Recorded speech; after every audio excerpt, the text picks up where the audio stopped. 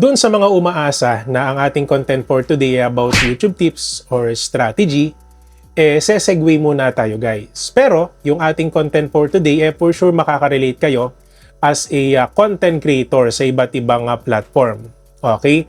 So magre-react lang tayo or magbibigay lang tayo ng insights mula doon sa post ng isa sa sikat na influencer dito sa Pilipinas, which is si It's Estepano. Sa mga di nakakakilala guys, isa siya sa sikat na influencer now na kung saan talagang yung expression niya ay poker face at sobrang humorous din ang mga contents na ginagawa niya at matagal na din po siyang content creator. But yun nga guys, no, I think 20 hours ago or let's just say mga 1 day ago, no, meron siyang pinost. So babasahin ko sa inyo at magbibigay lang tayo ng reaction tungkol dito.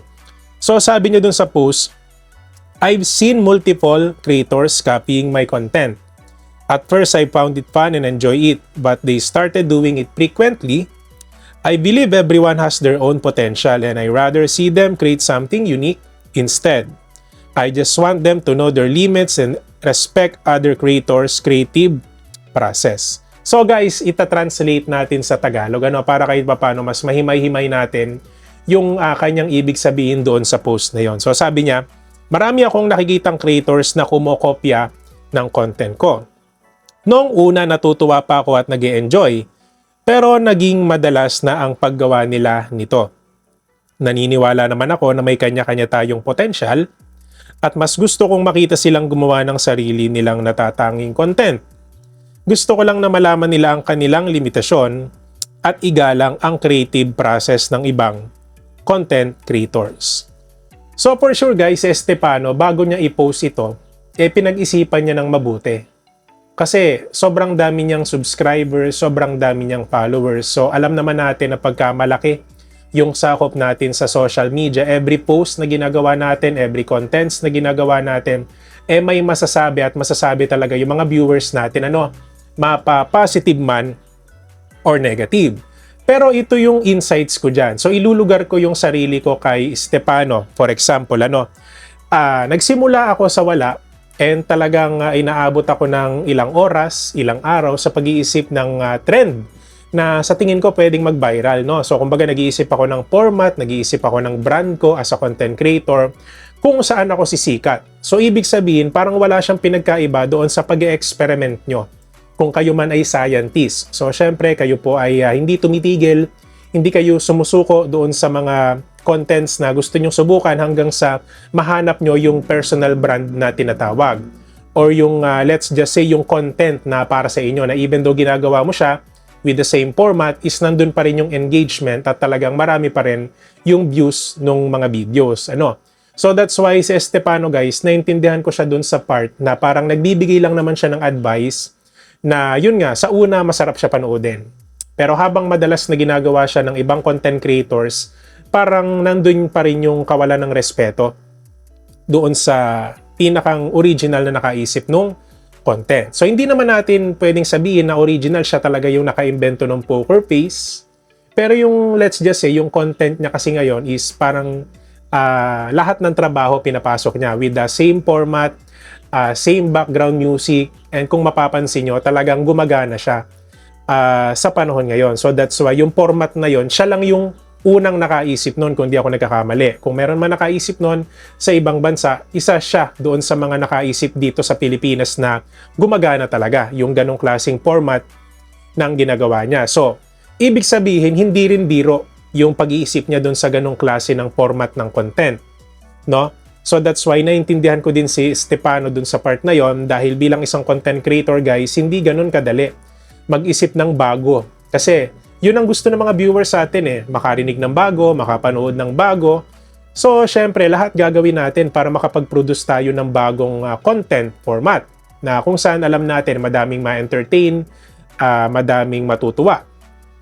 Di ba kasi yung content ni Estepano more on humor So, more on entertainment din. So, ibig sabihin, even though hindi siya masyado nagsasalita or hindi talaga siya nagsasalita doon sa mga videos niya, yung actions niya ang nag-i-speak para sa kanya. And of course, yung facial expression niya. Okay? Sa kabilang banda guys, gusto ko naman din maging patas doon sa posisyon ng mga content creators na gumagaya sa kanya, no? So guys, wala siyang nabanggit na specific name doon sa post. Okay? So kung pinakinggan niyo yung sinabi ko kanina, wala siyang binanggit na specific name. Pero alam naman natin na madaming gumagaya sa kanya, especially yung bata, no? So kumbaga yung bata nagkaroon ng idea, so siguro in-idolize si Estepano or sabihin natin ginabayan na magulang na ganun yung gawin. So hindi natin sure kung ano yung pinagmulan bakit naging ganun yung content ng bata. But ayun nga, it turns out na isa yon sa naapektuhan. At hindi na tayo masyado lalalim guys about dun sa yun nga sa nangyari. Pero yun nga, hindi naman in-specify ni Estepano kung sino yung mga content creators na gumagaya sa kanyang content. But yun nga guys, no, dito kasi sa social media, hindi naman kasi maiiwasan yan na magkaroon tayo ng idolo. Na may pagkakataon talaga na pag ginaya natin yung content, may times na gumagana, may times na hindi gumagana. So nagkataon lang kasi na may mga content creator na ginaya yung style niya at gumana sa kanila. Okay? So dahil nga gumagana, syempre itinutuloy nila yung ganong klaseng format na even though hindi naman sila yung totally nakaisip nung idea na yon. Okay, si Estepano guys, hindi nga ako sigurado kung siya talaga yung original na nakaisip nung ganong klaseng style. Baka maaring nakita niya sa ibang bansa, pero based sa aking mismong observation, sa kanya talaga nagmula yung ganong klaseng content format, which is yung ginagawa niya ngayon sa iba't ibang trabaho. For sure, makaka-relate kayo. Okay? So guys, bilang mga content creators naman, let's just say na gumagaya doon sa content ni Estepano, para sa akin wala namang problema yon. Okay? Pero yung ibig niya kasing sabihin doon sa post na kung kaya nyong maging creative sa sarili nyong paraan at magkaroon kayo ng sarili nyong pangalan sa pag-iisip ng sarili nyong content, mas maigi yun. So parang nagsasabi lang siya or nag-a-advise lang siya sa inyo na pwede nyong malagpasan yung potential nyo ngayon as a content creator. Hindi lang dahil sa meron kayong ginayang isang content creator, dahil meron kayong iniidolo. Parang in a positive way, kung iisipin nyo, sa positibong pananaw, parang hindi naman masyadong nakaka-offend yung post niya. Parang pinapaalalahanan niya lang yung mga content creators na umiidolo sa kanya na kayang-kaya nyong lagpasan din siya. Diba? So parang ganun yung ibig niya sabihin sa post na pwede kayong makakita ng sariling content na para sa inyo, pwede kayong makapag-produce ng content na makakabuo ng sariling branding nyo na kayo, na hindi nyo siya ginagaya. So para sa akin, yun yung nakikita ko as a content creator na malawak yung pag-iisip. But hindi kasi natin maiiwasan guys na may mga content creator now, it's either sa FB or dito sa YouTube, ang medyo hindi ganun kalawak yung pangunawa, kaya nagiging one-sided sila sa pag-take regarding ng post ni Estepano about sa bagay na to. Sa panahon ngayon, mahirap maghanap ng recharging platform na safe and reliable na kung saan makakamura ka sa mga loads, gaming points, live streaming coins, and gift cards. Sa tinagal-tagal ko dito sa social media, isa lang ang pinagkakatiwalaan ko. Ito ang CocoDP. As of now guys, ang dami po nilang promos and of course upcoming events doon sa mga games na makikita nyo dito.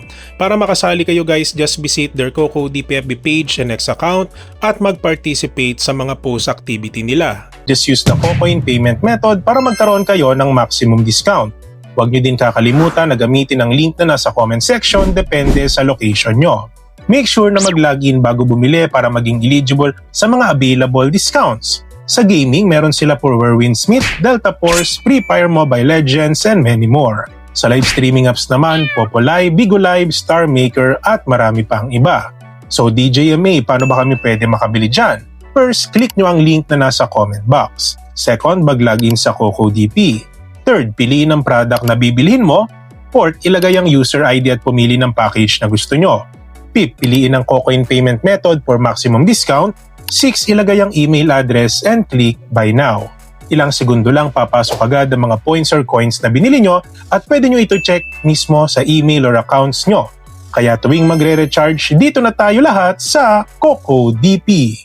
Pero kung susumahin nyo guys, ako ito yung aking honest opinion, na walang masama doon sa post niya. So parang ito ay isang reminder lang ng isang sikat na influencer sa mga kapwa content creators niya na kung kaya nyong lagpasan yung maximum potential nyo at makabuo kayo ng personal branding, gawin nyo. Hindi yung sisikat kayo ng dahil sa isang format ng kagaya niya. So parang ganun yung pinapadating niya sa mga content creators. But at the end of the day, ang reality po kasi dito sa social media, wala na minsan pakialam yung tao kung ginagaya lang nila yung iba eh. As long as gumagana, as long as madaming views, madaming engagement dun sa video, wala na yan silang pakialam. As long as na-entertain naman yung tao, as long as yung tao naman talagang natutuwa doon sa video, even though alam naman natin na ginaya nito yung style sa ibang content creator or influencer. So hindi na parat na mag-decide tayo kung ano yung dapat nilang gawin or hindi. Pero yun nga guys, at least na-explain ko sa inyo yung insights ko rito about sa masasabi na nating issue, no? Sa loob ng isang araw, kasi parang pinost niya lang tong post na to within 20 hours or 21 hours. Wala pang ang isang araw kung di ako nagkakamali. So umugong agad kasi madaming nakaka-relate and at the same time, madami ring na-open.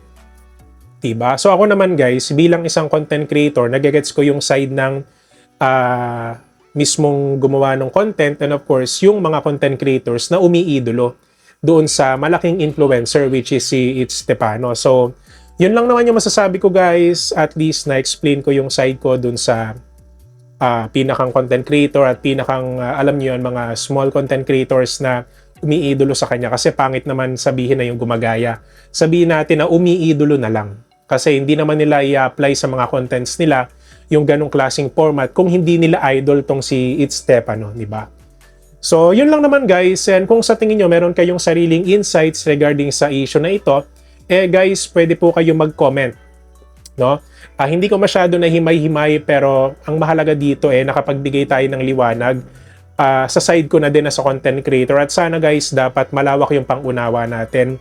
And kayo guys, pwede po kayo mag-iwan ng comment kung ano sa tingin nyo yung masasabi nyo about sa topic natin na for today, kung okay lang ba yung ginagawa ng mga content creators or dito kayo sa side ni It's Stefano, no, bilang isang malaking influencer. And kung sa tingin nyo guys, madami kayo natutunan sa vlog natin for today, don't forget to subscribe my channel, DJ May, for more videos like this. And guys, gusto ko lang din i-shoutout yung ating mga solid viewers na nag-aabang ng vlogs natin daily and weekly. Ayan. And guys, sa ating mga DJ May exclusive members, gusto ko lang din po magpasalamat sa inyo sa mga nagpa-member last month and this month. Bilang perks guys, ipineplex natin sila every end of our video at meron po tayong tinatawag na monthly community post na kung saan monthly, ipineplex natin sila sa ating community para mas makilala po sila ng ating mga subscribers and bagong viewers. And kung sa tingin nyo guys, medyo nabitin kayo sa ating topic for today, so meron akong iiwan na YouTube tips para sa mga content creators dyan na nag-start pa lang sa YouTube. And guys, DJ may YouTube tips playlist na gustong mapanood yung mga vlogs natin sa iba't ibang kategory, no? So yun lang naman guys, maraming salamat sa panonood and God bless po sa ating lahat.